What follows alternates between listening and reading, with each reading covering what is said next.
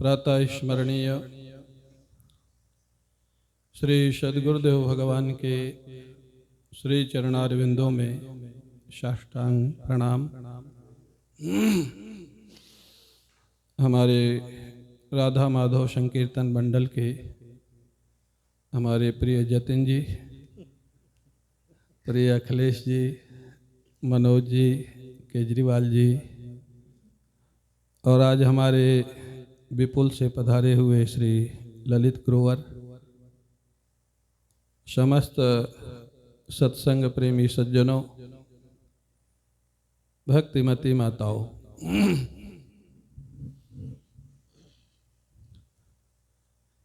आप लोग प्रारंभ में क्यों मुस्करा रहे थे जब प्रिय जतिन बोला मैंने?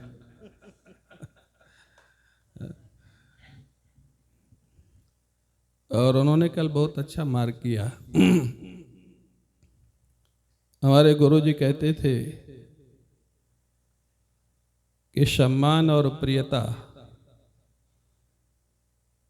सम्मानित व्यक्ति रिस्पेक्टेड होता है, लेकिन प्रिय व्यक्ति ज़्यादा नज़दीक होता है। तो उन्होंने कल मार्क कर लिया जतिन जी ने। उन्होंने कहा कि आप उनको प्रिय बोले, हमको आदरणीय बोले। तो ये भाव की बात है, सहज बात है। और जतिन जी एक बात आपको और बताएं, पूज्य आनंदमयी माँ थी ना, तो जो एक बार कोई नए भक्त आए जो 2-3 साल से जुड़े थे, और कुछ भक्त थे जो 10-12 साल से जुड़े थे। तो माँ जो नए भक्त 2-3 साल से जुड़े थे उनका बहुत ध्यान दे रही थी। तो 10-12 साल से जो जुड़े हुए थे उन्होंने कहा, माँ हम तो 10-12 साल से जुड़े हैं, आप उन्हीं को ज़्यादा ध्यान क्यों दे रही, हमको तो ध्यान दे नहीं रही। आनंदमयी माँ बोली कि वो पक्के हो गए, उनके भागने का अब डर नहीं है। बोले जो 2-3 साल से जुड़े उनको पकड़ के रखना है। तो नज़दीकता जैसे जैसे बढ़ती है वैसे वैसे प्रियता आती है। प्रारंभ में सम्मान होता है और सम्मान फिर प्रियता में बदलता जाता है धीरे धीरे, जैसे जैसे क्लोजनेस बढ़ती है, अपनापन बढ़ता है।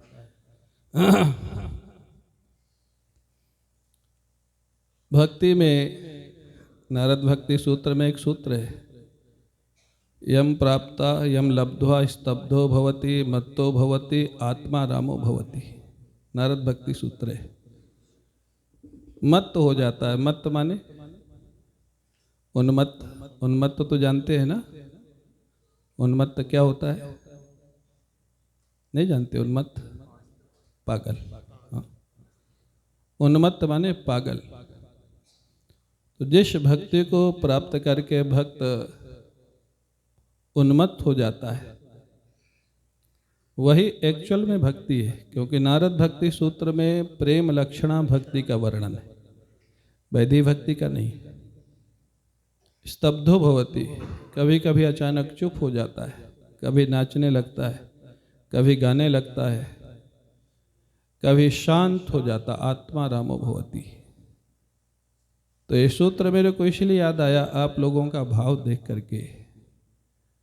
जो आप लोगों का भाव है, हाँ, मनोज हैं, अखिलेश हैं, जतिन हैं और हमारे भाई लोग हैं, तो जो कीर्तन करते हैं, हाँ, यहाँ प्रवेश करते ही लगता है कि कोई हरि कीर्तन हो रहा है। हाँ, हाल में प्रवेश करते ही ऐसे लगता है कि हरि कीर्तन हो रहा है।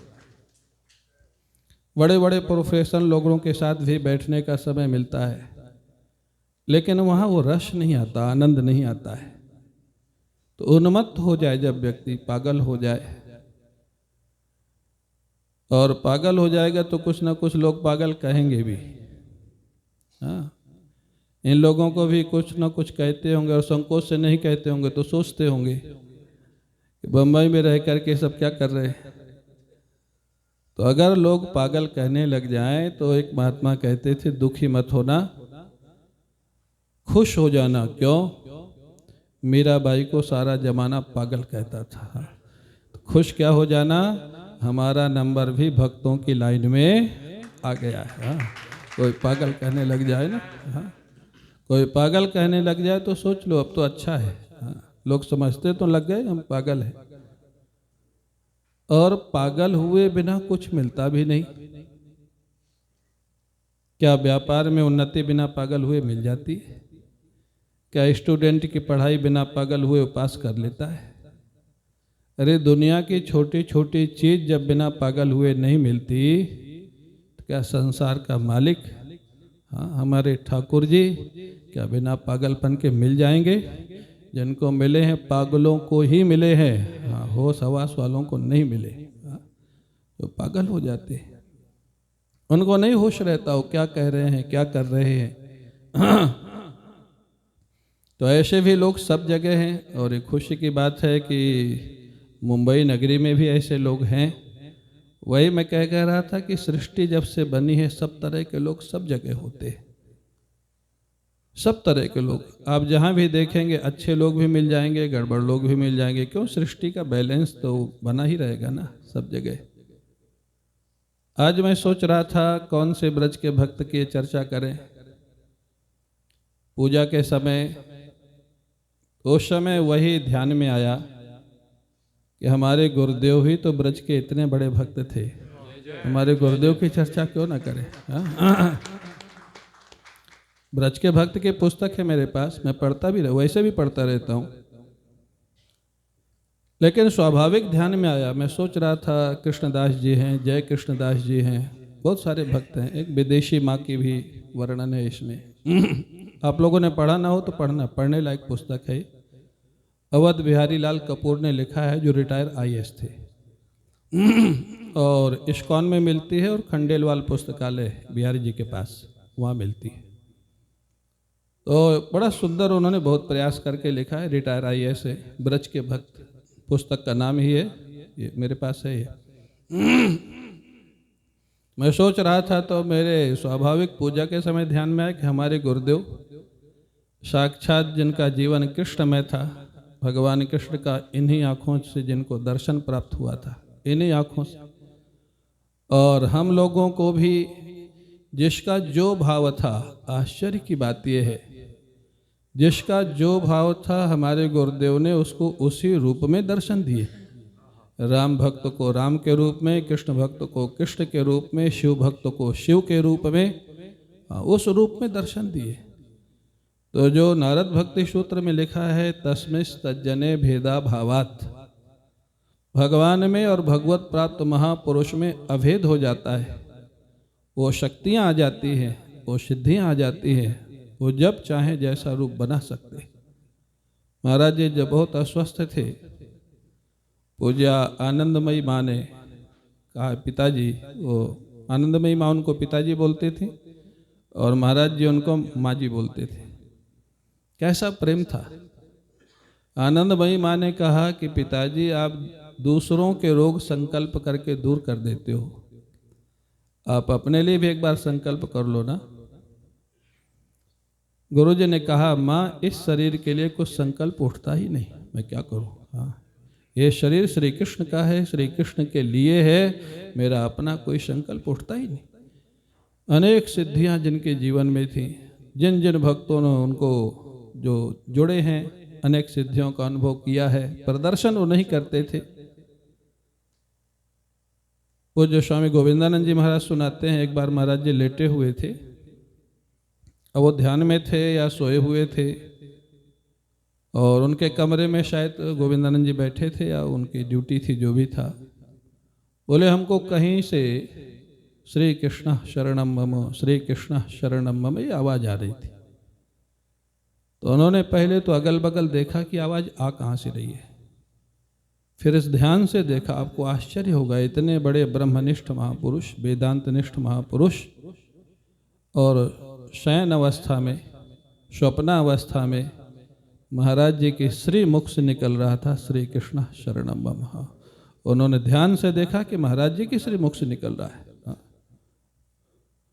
ऐसे महापुरुष, और वो कहते थे कि ये जमानी जमा जो जमानी जमा खर्च है ना, ये जो बौद्धिक ज्ञान है, ये काम देने वाला नहीं है। हाँ, सेवा करो, साधना करो। तो उनका जीवन, उनका जैसा जीवन था, जब मैं शुरू में गया था उनके पास, मैं शायद 18 साल का रहा हूँगा जब उनके पास पहुँच गया था। 1 महीना ही हुआ था। एकादशी का व्रत रखता था मैं, और उतना परिचय था नहीं क्योंकि मैं विद्यार्थी था वहाँ।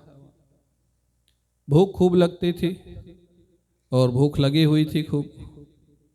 अब देखो, मन की कल्पना, मन पे कंट्रोल तो होता नहीं। महाराज जी शाम को बाहर बैठने वाले थे। मेरे मन में आ रहा था कि बहुत लोग कहते हैं महाराज जी सिद्ध हैं, महाराज जी मन की बात जान लेते हैं। आज अगर महाराज जी हमको बिना मांगे फल खाने को देंगे तो मैं समझूंगा महाराज जी सिद्ध है। देखो, मन की कल्पना। मैं बाहर बैठे बैठे सोच रहा था। तब तक महाराज जी निकले।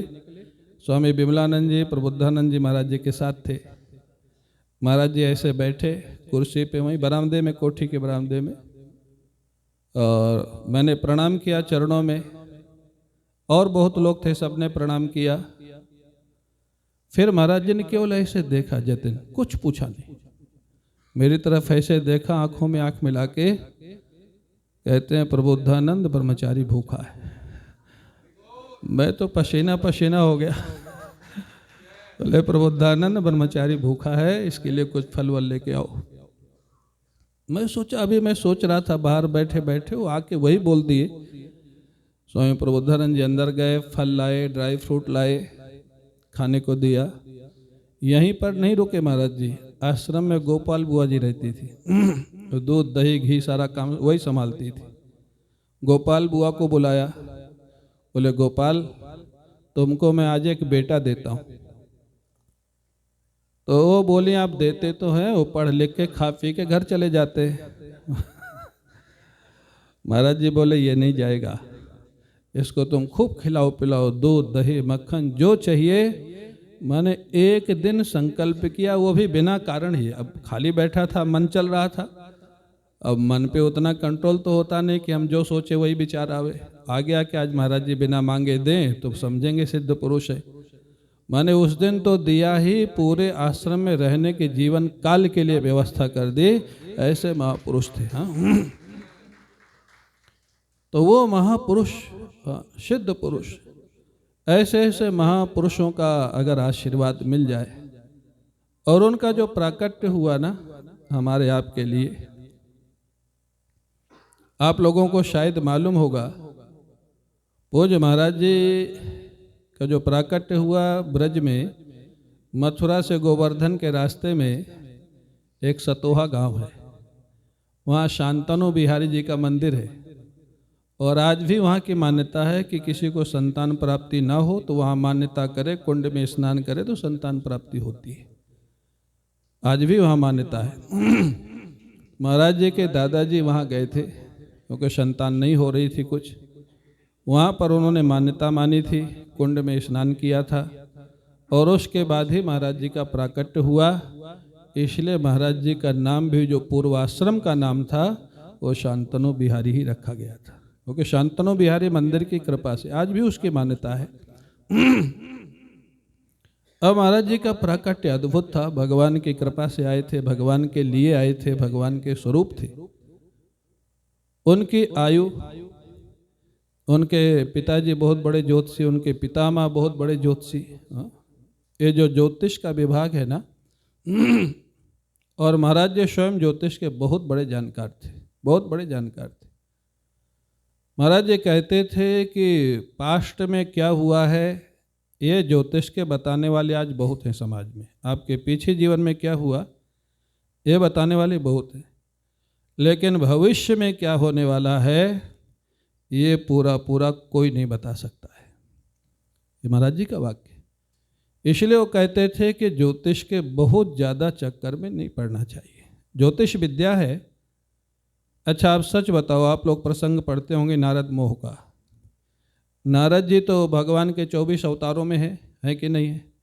24 अवतारों में नारद जी की गणना है, और नारद जी जब उस कन्या का विश्व मोहिनी का हाथ देखे तो ज्योतिष सही निकला कि गलत निकला?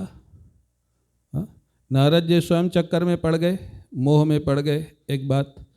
दूसरी बात, वही नारद जी जब मोह में नहीं भी थे, पार्वती जी का हाथ देखा था, उनके माता पिता ने हाथ दिखाया था कि इनको कैसा वर मिलेगा, कैसा दूल्हा मिलेगा, आप जरा बताइए।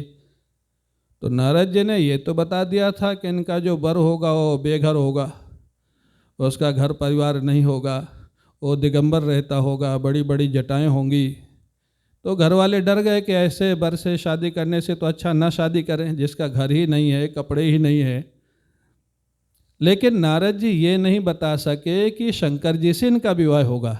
आप अगर ध्यान से रामायण पढ़ें तो नारद जी ने ये तो बता दिया कि इनका जो पति होगा वो ऐसा होगा, लेकिन शंकर जी इनके पति होंगे ये नारद जी नहीं बता सके। नारद जी ने ये कहा कि तुम्हारी कन्या तपस्या करे और शंकर जी अगर इनको स्वीकार कर लें तो जो वर तो आप समझ रहे हैं ना, दूल्हा, वर के जो दोष हैं वो शंकर जी के जीवन में गुण के रूप में विद्यमान है, वो सब गुण बन जाएंगे अगर शंकर जी। अभिप्राय क्या निकला? नारद जी भी भविष्य को ठीक ठीक बता पाए कि नहीं बता पाए? हाँ ना बोलते चलिए। नहीं बता पाए ना, पूरा पूरा नहीं बता पाए। अगर नारद जी नहीं बता सके तो आज का अगर कोई ज्योतिषी दावा करे कि मैं भविष्य आपका पूरा बता दूंगा तो चक्कर में मत पड़ना, और यहाँ कोई ज्योतिषी बैठे हो तो नाराज मत होना। मेरे को नहीं मालूम, कोई हो सकता है बताने वाला बैठा हो। पूरा पूरा पास्ट का बताया जा सकता है, फ्यूचर का नहीं बताया जा सकता है। और कुछ बातें तो ऐसी कॉमन होती हैं, हम ही आपकी बता दें, हमको ज्योतिष नहीं आता है। हाँ? कुछ ऐसी कॉमन है सब में। एक बात बता दो, आपके जीवन में पैसा आता तो है, रुकता नहीं है। हाँ? स्वाभाविक है ना, सबके जीवन की ये समस्या, आता तो है लेकिन रुकता नहीं है। दूसरी बात बता दो, ऐसी दुर्घटना कोई हुई है कि मरते मरते बचे हो? सबके जीवन में होता, कोविड हो गया, रोड एक्सीडेंट हो गया। तीसरी बता दो, तुम सबके साथ बहुत अच्छा व्यवहार करते हो लेकिन तुम्हारे साथ लोग अच्छा व्यवहार क्यों भाई, मैं तो ज्योतिष नहीं जानता है, सही है ना? सही है, 100% सही है। तो ये बहुत सारा मनोवैज्ञानिक होता है। तो ज्योतिषी लोग स्वयं पूछने वाले से पता लगा लेते हैं 2-4 चीज, जो आएगा समस्या में ही आएगा। मैं तो कभी कभी कहता हूँ कि जिसके जीवन में कोई समस्या ना हो उसको ज्योतिषी के पास जाना चाहिए, फिर सच्चाई पता लगे। उसके ऊपर भी 2-3 ग्रह तो बैठा ही देगा वो। तो इसलिए महाराज जी के जीवन में आप देखें, मैं इसलिए बात ध्यान में आ गई, काशी के सारे पंडित और महाराज जी के पितामह, उन्होंने सबने डिसाइड कर दिया कि महाराज जी की आयु खाली 19 साल है। सबने डिसाइड कर दिया था। उनके पितामह बहुत बड़े ज्योतिषी थे और उन्होंने सारे पंडितों को दिखाया, उन्होंने भी कह दिया कि भाई आयु तो 19 साल है, कोई रोक नहीं सकता इनकी मौत को। उसी कारण महाराज जी का, क्योंकि वंश परंपरा चलती रहे, 15 साल की आयु में विवाह कर दिया गया था। एक बेटा और एक बेटी हुए। 17 साल की आयु में महाराज जी ने घर छोड़ दिया था।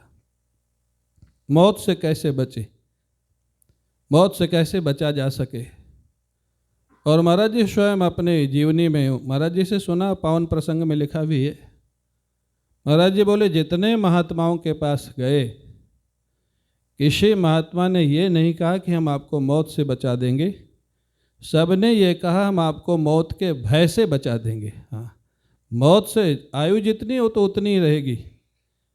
लेकिन आप जानते हो, महाराज जी ने बताया कि पता नहीं किस सिद्ध महात्मा ने आशीर्वाद दिया कि 19 साल की आयु 4 गुना हो गई, ठीक 76 साल। जैसे भगवान शंकराचार्य जी की आयु 8 साल थी, एक्चुअल आयु उनकी 8 साल थी आदि शंकराचार्य जी की, वो 4 गुना होकर 32 साल हो गई। ऐसे महाराज जी की आयु 19 साल थी, 4 गुना होकर के कितनी हो गई? 19 चौके 76। अब आप लोगों को तो पहाड़ा याद है, आज के जनरेशन को बोलो तो कैलकुलेटर ही लगाएगा। हाँ, 19-20 तक पहाड़ा हम लोगों को याद कराया जाता था, आप लोगों को पढ़ाया गया होगा नहीं? तो महाराज जी उस काल में जब, और महाराज जी बताते हैं कि जिस दिन वो अंतिम समय था 19 साल की आयु का, उस दिन उनको मौत दिखी, विकराल रूप धारण किए हुए जैसे आ रही है, और हनुमंत लाल जी महाराज आए और मौत को गदा से मार मार करके भगा दिया और वो क्षण निकल गया। उसके बाद महाराज जी ने देखा ये जीवन अगर भगवान ने दिया है तब ये जीवन केवल भगवान के लिए रहेगा, अब ये दूसरे काम के लिए नहीं रहेगा। तो महाराज जी ने तो निश्चय कर लिया। और हमारा आपका जीवन किसने दिया है भाई? भगवान ने दिया कि और किसी ने दिया है? हाँ। लेकिन जब कोई ऐसी घटना होती है ना जीवन में, तो व्यक्ति का यू टर्न हो जाता है। फिर महाराज जी वही गीता प्रेस की सेवा में गए, संपादक भी रहे वहाँ, भाई जी के साथ बहुत समय रहना हुआ, और निस्वार्थ निष्काम सेवा। महाराज जी के बेटा बेटी की शादी का खर्चा सारा भाई जी देखते थे। आपको आश्चर्य होगा, हाँ, पोद्दार जी वो कहते थे पंडित जी आप यहाँ इतना सेवा करते कुछ लेते नहीं, तो बोले अगर कोई सेवक अपने मालिक की सेवा करता है और वो कुछ नहीं लेता तो मालिक अगर समझदार होगा तो सेवक का खर्च तो मालिक ही उठाएगा ना, और कौन उठाएगा? हाँ, सारा खर्च, बेटा बेटी की शादी का खर्च सब वो देते थे। फिर महाराज जी को जो कृष्ण प्रेम जागृत हुआ, संन्यास लेने के पहले, संन्यास लेने की सारी बात पहले की बात है कि भगवान को पाना है जीवन में। और जब वो कृष्ण प्रेम जागृत हुआ तो रामकृष्ण मिशन के एक महात्मा थे, हाँ, ललित रामकृष्ण मिशन के महात्मा थे।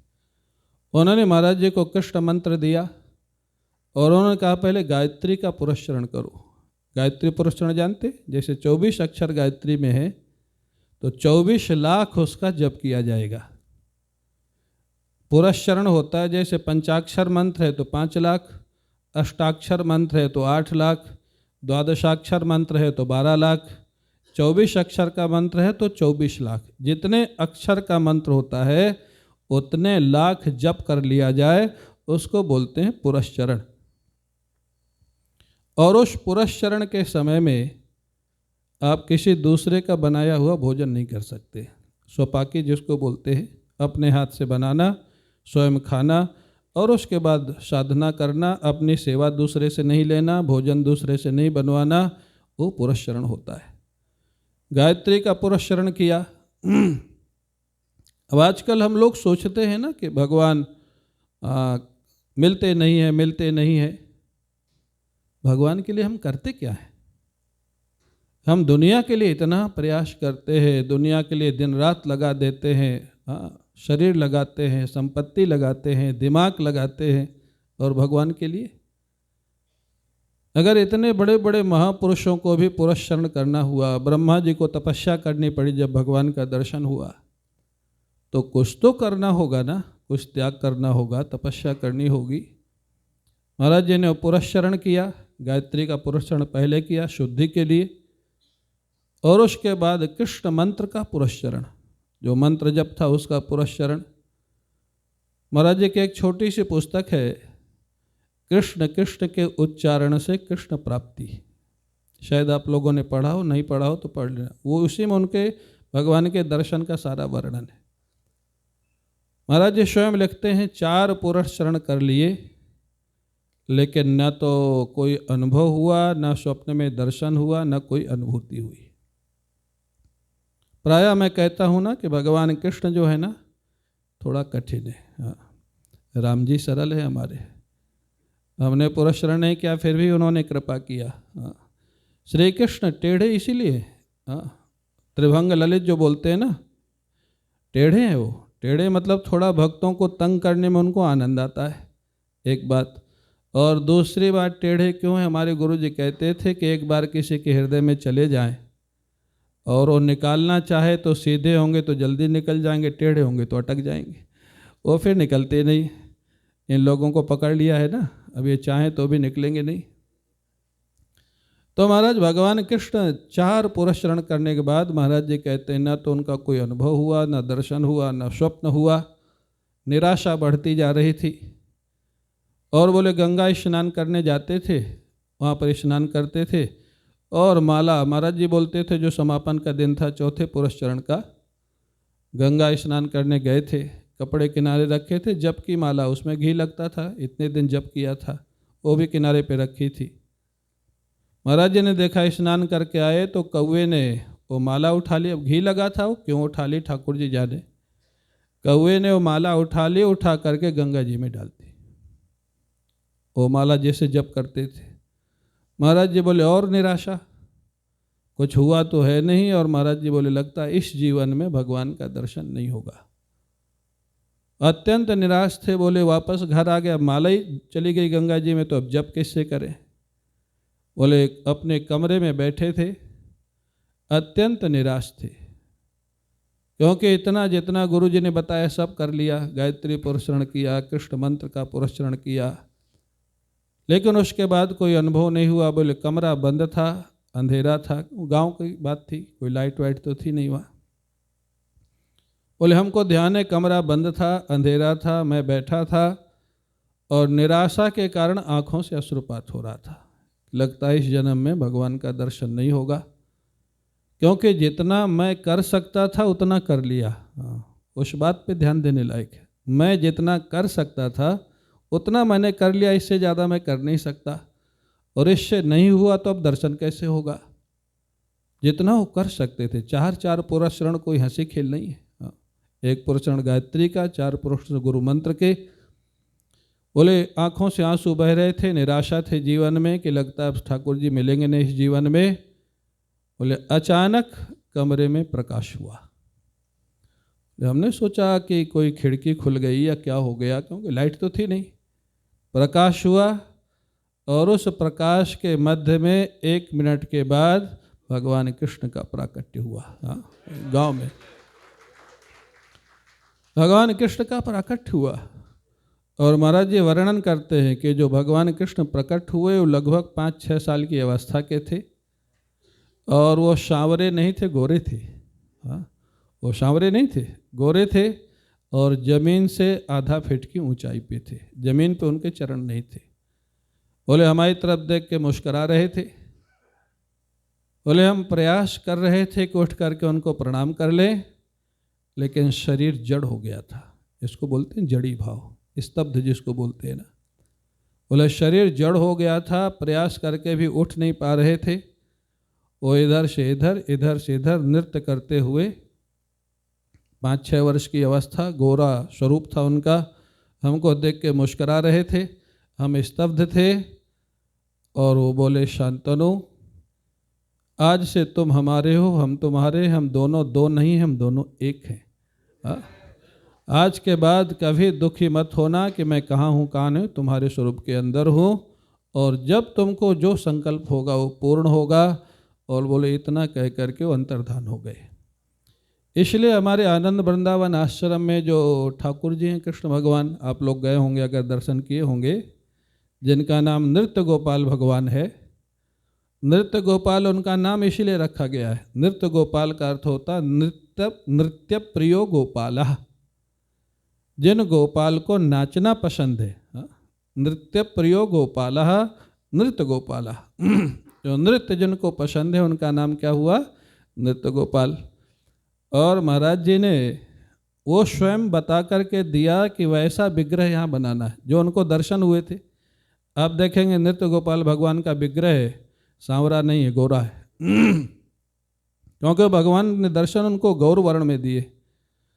अब वो चित्र मिले नहीं, नाचते हुए भगवान का चित्र मिले नहीं, तो कहीं से वो चित्र मिला जो भगवान काली नाग के फण पे नाच रहे। तो महाराज जी ने कहा कि काली नाग के फण पे नाचते हुए हमको दर्शन नहीं हुआ, हमको दर्शन तो आकाश में खाली नाच रहे हैं ऐसे हुआ है।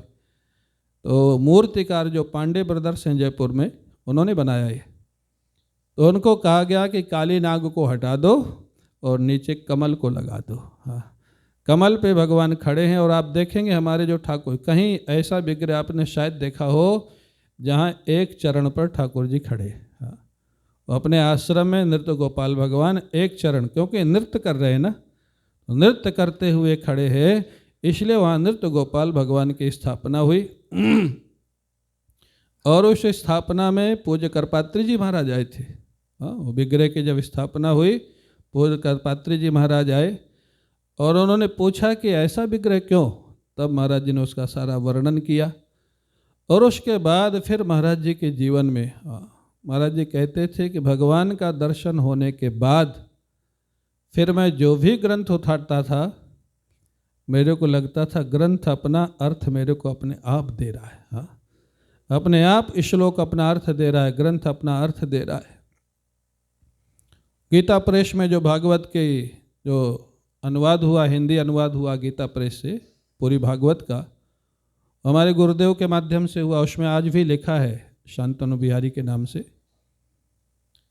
तो आपको शायद ये बात पता है कि नहीं पता है, जब वो अनुवाद हो रहा था हिंदी में, तो वहाँ जो अनुवादक मंडल था उसमें एक व्यक्ति ने कहा कि महाराष्ट्र का जो प्रसंग है, संस्कृत तो सब लोग जानते नहीं, भागवत में जो महाराष्ट्र का प्रसंग है इसको लेकर के बहुत सारे प्रश्नोत्तर लोगों के होते हैं, शंकाएं होती हैं कि भगवान ने महाराष्ट्र क्यों किया, ऐसा काम क्यों किया। तो उन्होंने कहा कि धीरे से महाराष्ट्र के 5 अध्याय अगर हटा दिए जाएं और बाकी भागवत का रख दिया जाए, ट्रांसलेशन कर दिया जाए। हमारे गुरु जी ने कहा कि अगर महाराष्ट्र के 5 अध्याय त्यागोगे तो मैं ट्रांसलेशन नहीं करूँगा। क्यों? बोले भागवत महापुराण विग्रह है और रास पंचाध्यायी के 5 अध्याय प्राण है, प्राण। विग्रह में प्राण न रहे तो विग्रह की कीमत क्या रहेगी। रासलीला समझ में नहीं आती है, वो हमारी कमी है। रासलीला में कोई अशुद्धि है या कामना है, ये तो हमारी दोष की दृष्टि है ना, हमारी दृष्टि का दोष है, रासलीला का दोष नहीं है। महाराज ने कहा जिस रासलीला में प्रवेश ही देहातीत भाव से होता है, मधुर भाव जो है देहातीत, ये शरीर में जब तक आप बैठे हैं तब तक रासलीला को नहीं समझ सकते। हाँ, ये शरीर स्थूल शरीर को जब तक हम मैं मान के बैठे हैं तब तक रासलीला समझ में नहीं आएगी। हाँ, वो जो चिन्मय शरीर होता है, जो भाव शरीर होता है, जो महाराज देव गुरु दत्त जो शरीर होता है, आप कुछ भी कह लें उसको, पार्षद शरीर कह लें, भाव शरीर कह लें, चिन्मय शरीर कह लें, या और समझना है तो सूक्ष्म शरीर कह लें। स्वप्न जिस शरीर से आप देखते हैं वो इस शरीर से अलग होता है। तो वेदांत की भाषा में उसको सूक्ष्म शरीर बोलते हैं और भक्ति की भाषा में उसको चिन्मय शरीर बोलते हैं, भाव शरीर बोलते हैं। अच्छा, आप लोग महाराज सुनते पढ़ते हैं, आप लोगों ने सुना होगा एक गोपी को उसके घर वालों ने बंद कर दिया था। प्रायः गोपियां तो सब चली गई जब बांसुरी बजी, एक गोपी को बंद कर दिया गया था। तो आप बताओ, वो जो नहीं बंद की गई थी वो गोपियां पहले पहुंची थी या जिसको बंद कर दिया गया था वो पहले पहुंची थी? हाँ, जिसको बंद कर दिया गया था वो पहले पहुंच गई थी। वो किस शरीर से गई थी भाई? वो भाव शरीर से गई थी, जो चिन्मय शरीर। उस महाराश में चिन्मय शरीर के बिना प्रवेश ही नहीं है। बाकी गोपियों का भी शरीर, अगर आप भागवत ठीक से पढ़ें तो गोपियों की, भगवान कृष्ण की आयु कितनी थी जब महारास किया मालूम है? 8.5 साल। और गोपियों ने जब कात्यायनी की उपासना की थी तो कितनी बड़ी बड़ी थी? 5-5 साल की। कात्यायनी उपासना के 2 साल बाद रास हुआ है, वरदान देने के बाद। तो गोपियों को आयु कितनी हो गई? 7-7 साल की। 7-7 साल की गोपियाँ थी और 8.5 साल के भगवान कृष्ण थे। फिर रासलीला में बड़ी गोपियाँ बड़े कृष्ण कहाँ से दिख रहे हैं भाई? क्या वो ये शरीर था? आप अगर थोड़ा सा विचार करें, ध्यान करें, ये शरीर उतना बड़ा था ही नहीं। गोपियों का शरीर 7-7 साल का था, भगवान कृष्ण का श्री विग्रह 8.5 साल का था। और जब महारास हुआ वहाँ तो सारे भावों का वर्णन है। क्या 7 साल और 8.5 साल में वो भाव आ जाएंगे? नहीं आ पाएंगे। हाँ, वो चिन्मय शरीर था, वो दिव्य शरीर था, वो संकल्प से शरीर छोटा बड़ा जो हो जाता है वो शरीर था। इस शरीर का तो महारास में प्रवेश ही नहीं था। तो महारास की जो दिव्य लीला है, और महाराज जी कहते थे, महाराज की लीला देहातीत लीला है। देहातीत। मधुर रस, मधुर रस पांचवा रस है। शांत, दास्य, सख्य, वात्सल्य और मधुर। शांत भाव माने जो वेदांत में होता है, अपनी आत्मा के रूप में ठाकुर का अनुभव कर लिया, शांत बैठे हैं, शांत भाव। शांत बैठे हैं, धीरे धीरे रस आ रहा है, जैसे मिश्री की डली मुख में डाल लिया, शांत बैठे हैं, रस आ रहा है, इसका शांत भाव। शांत भाव के बाद दास्य भाव। दास्य माने अपने को सेवक मानना और भगवान को स्वामी मानना, सेवक स्वामी भाव, दास्य भाव। उसके बाद सख्य भाव, भगवान को अपना मित्र मानना, सखा मानना, माने अपने को ग्वाल बाल मानना, भगवान को ठाकुर जी मानना। इनमें है कोई ग्वाल बाल भाई? होंगे, जरूर होंगे, मत बताओ, बताना भी नहीं चाहिए। अपना भाव अपने गुरु के समक्ष या आपके जो साथ में साधना करता है उसके समक्ष, सब जगह व्यक्त मत करना जब तक ठाकुर की प्राप्ति न हो जाए। हाँ, नहीं तो उसमें कमी आ जाती है, बाधा पड़ जाती है। तो सख्य भाव माने ठाकुर को अपना सखा मानना, अपने को ग्वाल बाल मानना, ये सख्य भाव है। और वात्सल्य भाव माने अपने को यशोदा मानना, माँ मानना, ठाकुर को लाला मानना, या ठाकुर को माँ मानना, अपने को बेटा मानना। किशोरी जी को माँ मानना, जानकी जी को माँ मानना, अपने को बेटा। वात्सल्य में दोनों आते हैं, अपने को माँ मानना, ठाकुर को बेटा मानना, या किशोरी जी को माँ मानना, अपने को बेटा मानना, दोनों वात्सल्य। एक संत कहते हैं ब्रज के, जब तक इन चार भाव में से कोई भाव नहीं आएगा, या तो शांत हो, या दास्य हो, या सख्य हो, या वात्सल्य हो, तब तक मधुर भाव में प्रवेश संभव नहीं है। जब तक कोई कनेक्शन आपका ठाकुर से नहीं जुड़ा है। हाँ, इतनी दिव्य लीला, इतनी डिवाइन लीला, जहाँ गोपियों का सब कुछ भगवान कृष्ण है, जहाँ गोपियों का जीवन श्री कृष्ण है, जहाँ गोपियों का सर्वस्व श्री कृष्ण है, समर्पण है, पूर्ण समर्पण। एक एक बात अगर आप देखें, लोग कहते हैं ठाकुर जी माखन चोरी करते थे। अच्छा, एक दिन चोरी करने नहीं गए, भागवत में लिखा, एक दिन कहीं नहीं गए, सही में नहीं गए। जानते हो फिर क्या हुआ? एक गोपी दूसरे गोपी से पूछती थी, आज तुम्हारे घर आए थे क्या? आज तुम्हारे घर आए थे क्या? अच्छा, चोर ना आवे तो क्या कोई पता लगाता है कि आज क्यों नहीं आया? हा? चोर नहीं आया तो शांति होती है, या कोई खोजता है कि कोई नहीं आया, पता लगाता किसके यहाँ आया था? कितना सुंदर उनका हृदय था, कितना सुंदर उनका जीवन था। हमारे गुरुदेव कहते, पूज्य स्वामी अखंडानंद जी महाराज, अरे गोपियों जैसा मन रूपी मक्खन बनाओ ना, तो तुम्हारे घर में भी ठाकुर चोरी करने आ जाएंगे। हाँ, गोपियों का माखन नहीं चुराते थे, उनका मन चुराते थे। मन, उनका मन इतना डिवाइन था, उनका मन इतना शुद्ध था। हमारे गुरु जी कहते हैं, आप सच बताओ, आप सभी लोग भक्त हैं, हम भी थोड़ा बहुत हैं, ठाकुर को भोग लगाते हैं, सेवा करते हैं, लेकिन प्रसाद तो पूरा वापस आ जाता है, कुछ कम तो नहीं होता उसमें। हम लोग घंटी बजाते हैं, सोने चांदी के बर्तन में भोग लगाते हैं, पर्दा लगाते हैं, प्रार्थना करते हैं, प्रभु पधारो आरोगो। गोपियाँ इनमें से कौन सा काम करती थी? एक भी काम बता दो जो गोपियाँ करती थी। वो क्या घंटी बजाती थी कि पधारो? क्या वो पर्दा लगा के कहती थी पधारो आरोगो, ठाकुर जी स्वीकार करो? क्या वो सोने चांदी के बर्तन में रखती थी? रखती थी? नहीं रखती थी, बल्कि वो तो डंडा लेके बैठती थी कि आ जाएगा तो पकड़ के मारूंगी डंडा, जसोदा के पास ले जाऊंगी। हाँ, उसके बाद भी जबरदस्ती चुरा के खा जाते थे, गोपियों को बेवकूफ़ बना देते थे, घुमा देते थे। महाराज जी कहते थे कि एक दिन एक सासू बैठ गई डंडा लेके दरवाजे पर। आज देखती हूँ कैसे आता है, बहू चली गई पानी भरने, जमुना जी। ठाकुर जी को पता था कि इन्हीं के घर में माखन सबसे अच्छा है। अब ठाकुर जी कई बार इधर से उधर, उधर से इधर से इधर, लेकिन अब वो दरवाजे से हटे नहीं। वो गोपी डंडा लिए बैठी थी, समझ गई कि आया तो है लेकिन अब अंदर जाएगा कैसे, देखती हूँ। ठाकुर जी कहते रहे, ताई जी और तुम्हारी बहू जमुना जी गई पानी भरने? बोले हाँ गई तो है। अरे वो गिर पड़ी है वहाँ। अब वो महाराज और क्या प्रभाव था ठाकुर जी का, वो सो सही बोल रहे। वो तुरंत भागी वहाँ से, जमुना जी इधर ये घुस के अपना काम कर दिए। अब वो जब बहू के पास पहुँची तो बहू तो जल भर के सामने से आ रही, अरे बहू, वो जशोदा का छोरा तो कह रहा था तू गिर पड़ी है। वो हंसने लग गए, बोले मैं नहीं गिरी, आप ही गिर पड़ी। ओ तुमको बेवकूफ़ बना के खा गया माखन।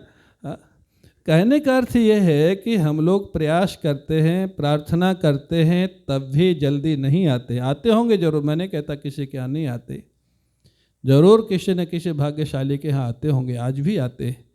हाँ, कर्माबाई की खिचड़ी खाने आते थे ना, कलयुग में ही आते थे, आज भी आते। महाराज लाला बाबू के यहाँ आते ही थे ना, कितने भक्त थे जिनके यहाँ आते थे, कभी कभी आते हैं, हम लोगों को भी कभी कभी अनुभव कराते हैं। कहीं नहीं आते ऐसा मैं तो नहीं कहता, लेकिन मैं कहता हूँ कितनी जगह आते, कितने घरों में आते। सोने चांदी के बर्तनों में भी नहीं लेते हैं तो सिद्ध क्या हुआ? क्या वो माखन चोरी करते थे? क्या वो माखन के भूखे थे? माखन के भूखे होते तो आज क्यों नहीं खाते? सोने चांदी के बर्तनों में क्यों नहीं खाते? वो माखन के भूखे नहीं थे। हमारे गुरुदेव कहते हैं, पूज्य स्वामी अखंडानंद जी महाराज, तुम अपना मन रूपी मक्खन इतना शुद्ध कर दो कि ठाकुर को चुराने का मन हो जाए। हाँ, ठाकुर तुम्हारे मन को क्यों नहीं चुरा रहा है? गोपियों के मन को चुरा लिया, सुखदेव जी जैसे। आप कहेंगे गोपियाँ तो प्रेमी थी, भक्त थी, सुखदेव जी कौन प्रेमी थे? सुखदेव जी तो ब्रह्मनिष्ठ थे, ब्रह्मनिष्ठ वेदांती, परम वेदांती। सुखदेव जी भागवत में कहते हैं, हाँ, जबरदस्ती मेरे मन को ले लिया, मैंने दिया नहीं, ले लिया, जबरदस्ती ले लिया। परिनिष्ठितोपि, मैं परिनिष्ठित था अद्वैत में, लेकिन वो श्री कृष्ण, हाँ, जैसे गोपियों का वो सुना वर्णन, वरहा पीडम नटवर बपो, इतना शुद्ध चित्त था सुखदेव जी का। वो कहते ब्रह्मचारियों को और सुनाओ और सुनाओ और सुनाओ। हाँ, सुखदेव जी जो व्यास जी को छोड़ के भाग गए थे, मैं नहीं पढ़ूंगा, वो सुखदेव जी ब्रह्मचारियों के साथ लौट के आ गए। तुमको किसने पढ़ाया? हमको भी ले चलो, हम भी ये पढ़ेंगे। इतना सुंदर वर्णन श्री कृष्ण का। जब लौट के आए तो सुखदेव जी ने देखा, ये तो मेरे पिताजी जी हैं जिनको छोड़ के मैं भाग गया था, व्यास जी ने ही पढ़ाया था। तब सुखदेव जी ने भागवत पढ़ी। तो सुखदेव जी जैसे विरक्त, सुखदेव जी जैसे ब्रह्मनिष्ठ महापुरुष के मन को किसने चुराया? किसने चुराया? तुम्हारे ठाकुर ने। हाँ, बड़ा चोर है महाराज। हाँ, महात्माओं के मन को चुरा ले, भक्तों के मन को चुरा ले, लेकिन वो चुराता उसी को है जो वास्तव में प्रेमी है, सच्चा है, ठाकुर का है, दुनिया का नहीं है। जो ठाकुर का हो गया उसको चुराता है। तो महाराज जी ने कहा, महाराष्ट्र के अगर 5 अध्याय आप लोग निकाल देंगे तो मैं तो फिर संपादक मंडल में नहीं बैठूंगा। ये तो प्राण है महाराष्ट्र। महाराष्ट्र इतनी दिव्य लीला है, इतनी दिव्य लीला है, चर्चा उसकी फिर कभी करेंगे। मेरे को तो भागवत में 2 प्रसंग ही सर्वप्रिय हैं। संयोग की जो कथा है वो महाराष्ट्र की, और वियोग की कथा है जो उद्धव गोपी संवाद, जो शायद पिछली बार हम लोगों ने चर्चा की थी। इतना डिवाइन है, इतना डेप्थ है उसमें कि कृष्ण प्रेमी ही उसका रस ले सकता है। क्या संयोग की स्थिति, क्या वियोग की स्थिति। वो गोपियाँ जो 100 साल तक प्रतीक्षा किया भगवान की, वरदान मिलने के बाद महाराज हुआ। 8.5 वर्ष की अवस्था में, 10.5 वर्ष की अवस्था में भगवान वृंदावन से चले गए थे मथुरा, 11.25 साल, 10 वर्ष 8 महीने के थे जब गए। और कुरुक्षेत्र में कब मिले मालूम? कुरुक्षेत्र में मिले जब 110 साल के थे। भगवान के विवाह हो गए थे, उनके बच्चे हो गए थे, बच्चों के बच्चे हो गए थे, उनके विवाह हो गए थे, महाभारत का युद्ध हो गया था। उसके बाद भगवान से गोपियों का मिलन हुआ है, और कह के क्या गए थे? परसों आ जाऊंगा।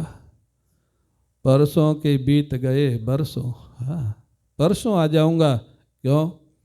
अगर ये कह देते कि 100 साल तक नहीं आऊँगा तो गोपियों का जीवन नहीं रहता। हाँ, वो जानते थे। ऐसा किया क्यों? वो जानते थे दिखाना है कृष्ण प्रेम क्या है। हाँ, गोपियाँ क्या हैं। वो गोपियाँ यहाँ तो थोड़ा कुछ गड़बड़ हो जाए तो झगड़ा हो जाता है।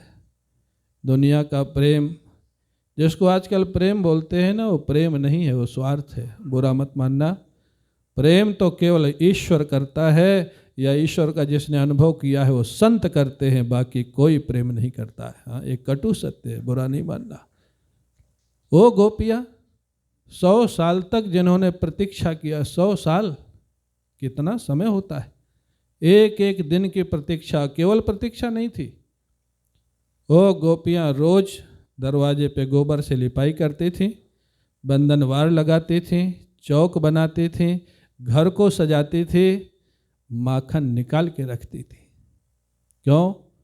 अगर ठाकुर जी ने ये नहीं कहा कब आऊँगा, लेकिन जब कब आऊँगा ये नहीं कहा तो आज भी आ सकते, और आज अगर आ गए तो कन्हैया के आने के बाद माखन निकालूंगा तो विलंब हो जाएगा, इसलिए माखन तैयार करके रखती थी।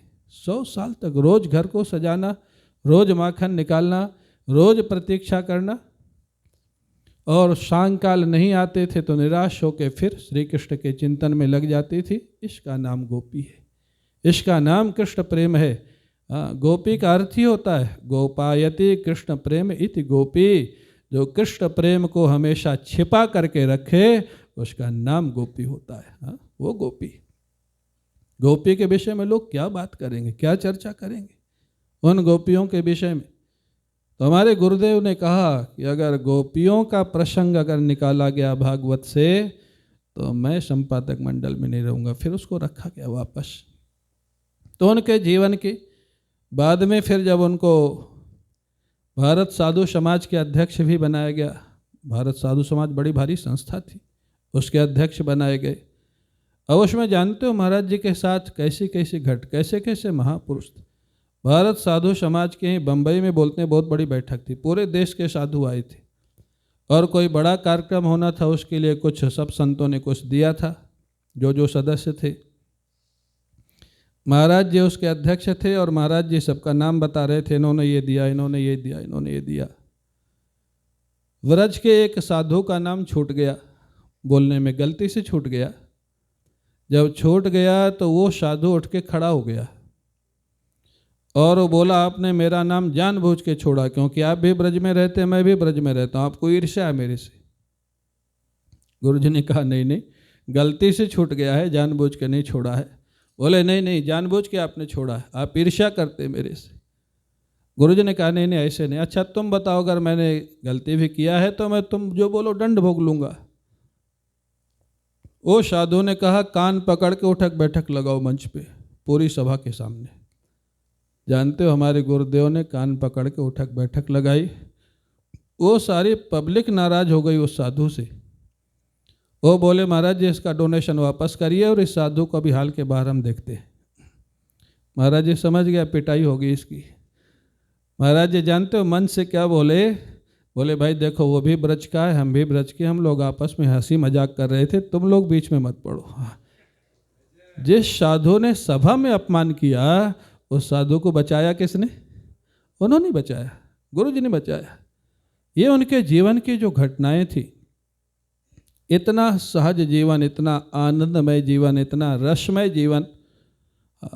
और कभी कभी जब भक्ति पर बोलते थे वृंदावन में, ये उखल बंधन लीला पे एक बार बोल रहे थे, बहुत संत महात्मा बैठे थे, तो भगवान ने मटकी तोड़ दी। आप जानते हैं मैया ने जब उनको नहीं दूध दिया तो मटकी तोड़ दी।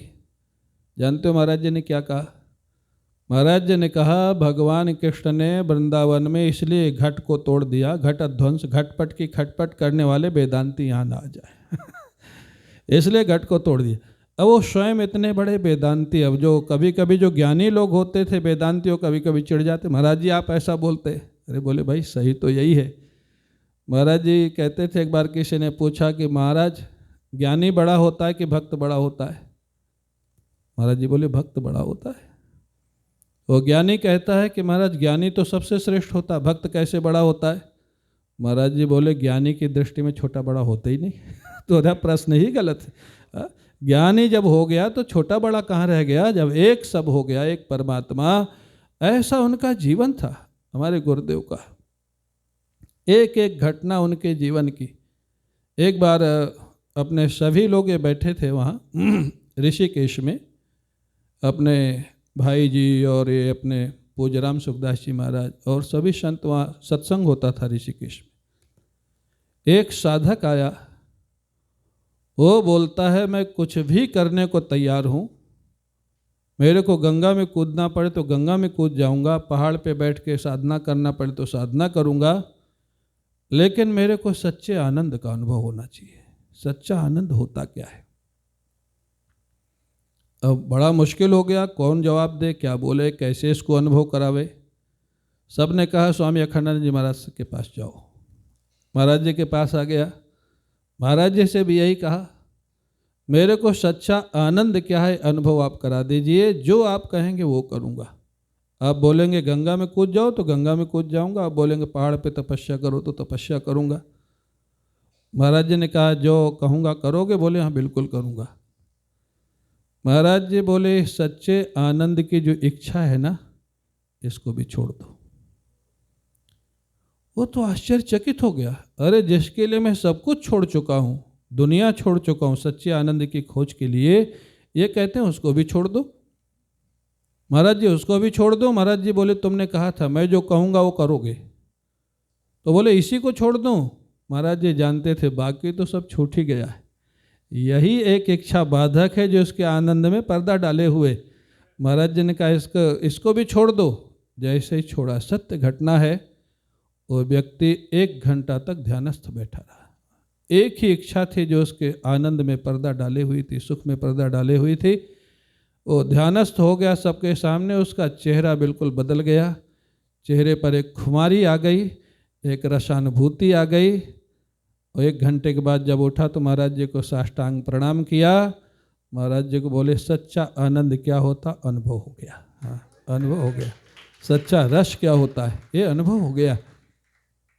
इसका नाम है सदगुरु, इसका नाम है संत। आपको शायद बताया होगा, कभी नहीं बताया। मैं भी प्रारंभ में पूज्य रोटीराम बाबा के पास रहा, तो वहाँ तो वेदांत का सत्संग होता था और बुद्धि थोड़ा ठीक ही थी पहले से, वेदांत समझ में भी आता था, तो मैं वेदांती हो गया था। हाँ, 16 साल की अवस्था से मैं बहुत कट्टर वेदांती हो गया था। महाराज जी के पास आया तो भी मैं वेदांत का ही सत्संग करता था। एक बार मैं बहुत बीमार पड़ा और हर महीने एडमिट होना पड़ता था। बुखार आता था, 5-6 दिन बिना ड्रिप के जाते ही नहीं था। हर महीने शरीर कमज़ोर हो गया, मेरे को लगता शरीर जाएगा, साधना का लक्ष्य कोई पूरा हुआ नहीं, शरीर चला जाएगा, चिंता होने लग गई। संयोग से जब मैं हॉस्पिटल से डिस्चार्ज होके आया, महाराज जी का प्रवचन चल रहा था नित्य गोपाल मंदिर में, और महाराज जी के प्रवचन में उस समय एक सेंटेंस आया, जब तक तुम अपने को नाम रूप माला मानते हो तब तक बिना नाम रूप की उपासना सफल कैसे होगी। जब तक नाम रूप वाला, तुम अपने को तो नाम रूप वाला मान रहे हो, उपासना निर्गुण निराकार की कर रहे हो, वो सफल नहीं होगी। एक दिव्य नाम और रूप का सहारा लेना पड़ेगा, तभी जीवन की मुक्ति होगी। उस दिन से मेरा यूटर्न था। उस दिन के बाद महाराज जी के उस वाक्य ने मेरे को भक्ति की तरफ मोड़ा, और वृंदावन में रहते रहते मैं फिर कहूँगा, कितना भी वृंदावन बदल गया है, लेकिन आज भी ब्रज भूमि में वो परमाणु है। वृंदावन में, गोवर्धन में आप ईमानदारी से केवल रहें कुछ समय, भजन कम करें चलेगा, किसी की निंदा स्तुति न करें, किसी राजनीति में न पड़ें, रागत द्वेष में न पड़ें, केवल वृंदावन वास करें। किशोरी जी की ऐसी कृपा होगी कि रहने मात्र से भक्ति का प्राकट्य वृंदावन में हो जाता है, रहने मात्र से। जिस वृंदावन के लिए ब्रह्मा जी ने प्रार्थना किया, हाँ, उद्धव जी ने प्रार्थना किया, उद्धव जी से बड़ा ज्ञानी आज कौन होगा।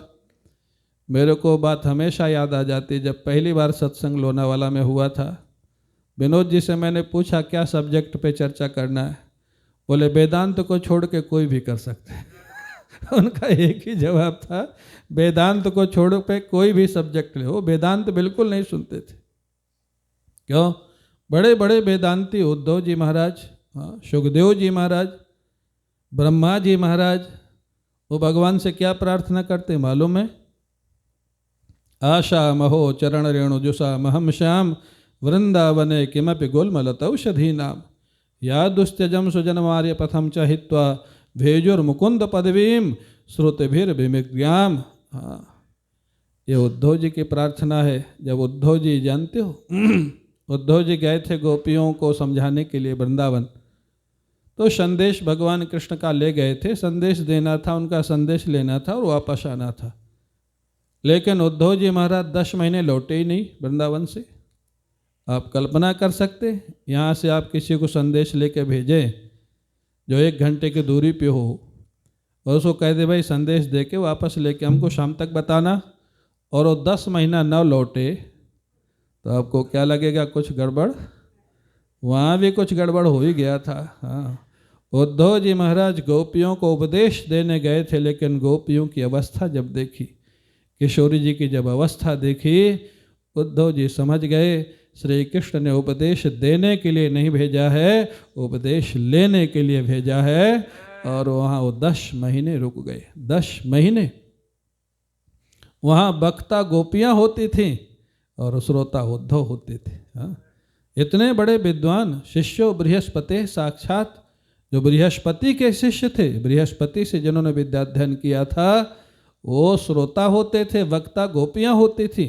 वो रोज पूछते थे यहाँ पर भगवान ने क्या किया था, यहाँ पर क्या किया था। अच्छा, आप सच बताओ, एक व्यक्ति पढ़ के आपको कथा सुनावे और एक व्यक्ति जिसने उन लीलाओं को देखा है वो कथा सुनावे, किसमें ज़्यादा भाव होगा? जो देख करके सुना रहा है, गोपियों ने तो लीलाओं को देखा नहीं था, लीलाओं में शामिल थी। वो जो कथा सुनाते थे, उद्धव जी का रोम रोम खिल जाता था। हाँ, कभी रोते थे, कभी हंसते थे। आप कल्पना कर सकते हैं, उद्धव जैसा विद्वान जो बड़े बड़े लोगों को उपदेश देते थे, ज्ञान देते थे, वो गोपियों से कथा सुनते थे ब्रज में। और वो कितने दिन रह गए वहाँ? 10 महीना। जाने का मन नहीं हो रहा था। क्यों? इससे एक और शिक्षा मिलती है, कृष्ण प्रेम चाहिए तो भगवान कृष्ण के साथ से नहीं मिलेगा, भगवान कृष्ण के प्रेमियों के साथ से मिलेगा। कृष्ण प्रेमियों का संग करो तो कृष्ण प्रेम जीवन में आ जाएगा। हाँ, प्रेमियों से पता लगेगा कृष्ण प्रेम में रस क्या है, आनंद क्या है। उद्धव जी तो नहीं जाना ही नहीं चाहते थे वृंदावन से, लेकिन भगवान कृष्ण की आज्ञा का पालन करना था कि जाना है, वापस संदेश देना है। इसलिए उद्धव जी न चाहते हुए भी जब उनको याद आया, अरे मेरे को किस काम के लिए भेजा गया था, वापस आए। लेकिन जाने के पहले ब्रजभूमि में खड़े होकर प्रार्थना करते हैं, हे ठाकुर, श्री कृष्ण से प्रार्थना करते हैं। उनके सखा भी हैं, आराध्य भी हैं। हे कन्हैया, अभी तक तो मैं सोचता था कि मैं मुक्ति हो जाऊंगा, इस जन्म के बाद मुक्त ले लूँगा, मुक्ति ले लूँगा, मुक्त हो जाऊंगा। लेकिन तुम्हारे गोपियों के साथ रह करके जो रस आया है, रस वेदांत का रस है शांत भाव, और भक्ति का रस है तरंगायित। आप सब बंबई में रहते हैं, अच्छा आप सच बताओ, समुद्र देखने आप कब जाते हैं? जब तरंगें आती हैं, ऊंची ऊंची लहरें आती तब जाते हो, जब शांत होता है तब जाते हो? हाँ? भक्ति का रस तरंगों वाला है और वेदांत का रस शांत है। तो जो वेदांती बैठे हो, नाराज मत होना, वो शांति से बैठे रहे, क्योंकि शांति रस है उनका। शांत रस वेदांत का है, भक्ति का रस तरंगायित है। वो रस जो मिला उद्धव को वृंदावन में, उद्धव जी कहते हैं, कन्हैया मेरे को मुक्ति मत देना। मुक्ति नहीं चाहिए तो क्या चाहिए?